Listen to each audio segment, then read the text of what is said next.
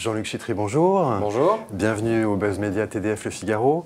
Vous êtes le président de Cara France, qui est une grosse agence média en France, et par ailleurs président de l'Union des entreprises de conseil et d'achat média, l'UDECAM. Vous venez d'organiser vos rencontres annuelles qui ont réuni un très beau plateau d'invités cette année, avec comme thème principal la génération de valeur au pluriel. C'est-à-dire que finalement, les agences médias doivent toujours, peut-être plus que jamais, faire la démonstration de leur capacité à créer de la valeur pour leurs clients, les annonceurs. Oui, les agences médias doivent démontrer cette valeur qu'ils créent au quotidien pour leurs annonceurs, mais je crois que c'est tout l'écosystème de tous les acteurs, et c'est pour ça que nous avions réuni à la fois des grands médias, des médias digitaux, des annonceurs, pour ensemble regarder comment on partage la valeur, comment on en crée aujourd'hui. Et c'est un vrai sujet pour les agences médias, mais pour tout l'écosystème média plus largement. Tout le monde doit se mobiliser dans un contexte très changeant de consommation média. Les supports publicitaires évoluent, les consommateurs, internautes, lecteurs de journaux, téléspectateurs ont des usages qui ont beaucoup changé. Oui, quand on regarde le nombre de contacts aujourd'hui entre une marque média et un consommateur, eh bien on arrive à 45 contacts dans une journée, c'est 6 de plus en l'espace de 5 ans. Et dans une journée, c'est 350 messages publicitaires qui sont reçus par les gens. L'exposition à la publicité est plus forte aujourd'hui. À la publicité et au contenu médias, et donc ça impose pour l'ensemble des acteurs de repenser les modèles de communication. Et en particulier, je crois que ça doit être un focus pour tous les acteurs, les agences en particulier, les formats publicitaires sur Internet qui doivent évoluer. On doit passer d'un modèle d'interruption qui était le modèle classique des médias à un modèle d'interaction beaucoup plus intégré au flux, beaucoup plus mobile, social, parce qu'on veut partager de l'information. Et évidemment, on doit y rajouter un chapeau très important qui est la data, voilà. Parce que aujourd'hui, il faut envoyer le bon message à la bonne personne au bon moment. Et ça, c'est le programmatique qui le permet. C'est le gros challenge quand même des agences médias, c'est-à-dire d'intégrer la data dans les dispositifs mis en place pour les annonceurs. Aujourd'hui, les agences se sont transformées, elles ont acquis les compétences pour vraiment répondre à cette demande. Oui, c'est à la fois un challenge et j'allais dire une opportunité, parce que n'oubliez pas que le cœur d'une agence média, ça a toujours été la donnée, la data d'audience, de performance. On est construit sur cet ADN-là, donc il est beaucoup plus facile pour nous d'acquérir ces nouvelles compétences.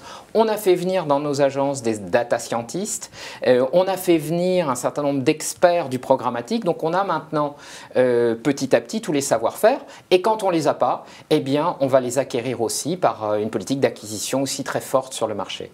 Je voudrais rebondir sur justement sur cette migration quand même vers le digital, en tout cas de la consommation média et donc d'exposition publicitaire. Il y a le phénomène des ad-bloqueurs qui se développe. C'est la fin possible de la pub sur mobile et donc quand même un débouché que perdraient les annonceurs. Les ad-bloqueurs, c'est particulièrement un phénomène qui est sur le PC, qui est amené à se développer et qui va être amené, si on ne fait pas notre métier comme il faut, à se développer de manière plus large. Aujourd'hui, c'est 10%. On estime à peu près à 10% des internautes qui utilisent un ad-blocker. Si on veut éviter le développement de ce phénomène, et on y a tous intérêt, faisons bien notre métier. C'est-à-dire, travaillons, comme je l'évoquais tout à l'heure, de la publicité qui soit beaucoup plus interactive, intégrée, des formats de native ads qui fonctionnent très bien sur mobile. Facebook donne un bon exemple de ce point de vue-là avec ses formats de vidéo intégrés. Je crois qu'on a ensemble, et on a commencé ce travail avec le SRI et un certain nombre d'acteurs, vraiment les moyens de pouvoir limiter le développement des ad-bloqueurs en France. Vous dites aussi que c'est une opportunité pour vous de justement faire évoluer, d'accélérer la transformation des formats, l'innovation dans les formats publicitaires. Oui, c'est une opportunité. Attention, les éditeurs ont pensé que parce qu'ils perdaient beaucoup de revenus sur les médias traditionnels, en particulier sur la presse, ils allaient pouvoir très rapidement reconstituer ces revenus en installant toutes sortes de publicités interruptrices par rapport au flux sur les Internet en général et sur le mobile en particulier.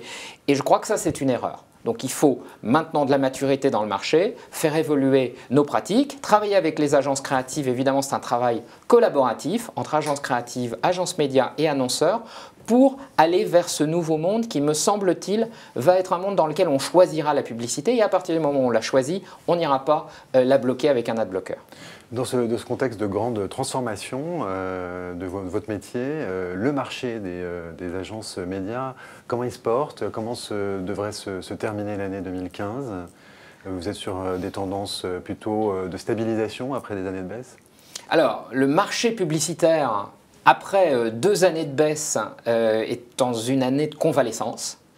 Et derrière lui, évidemment, je pense que, sans avoir les chiffres de tous mes collègues de l'UDECAM, 28 agences participent à l'UDECAM, on a globalement une reprise et forcément aussi un développement de nos activités dans tous ces nouveaux domaines qu'on a évoqués, qui sont la data, le programmatique. Qui passe par des acquisitions.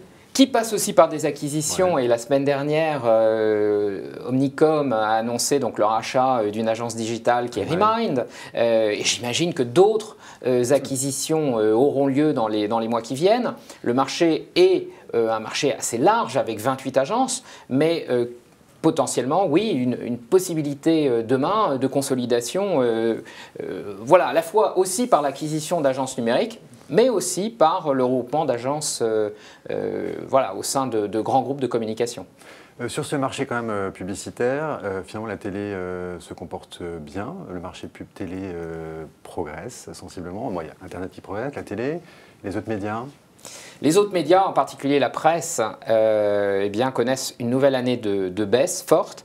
Alors attention, parce que dans le digital, il y a des marques médias qui viennent de la presse. Donc quand on regarde un groupe comme Le Figaro, un groupe comme Le Monde, ils ont réussi, ces groupes, Prisma Media, ont réussi leur transformation digitale et arrivent à construire de la valeur grâce au digital. Mais en effet, la télévision reste forte et le digital, à hauteur de 4% de croissance année après année, prend une part de plus en plus importante dans les investissements publicitaires des annonceurs.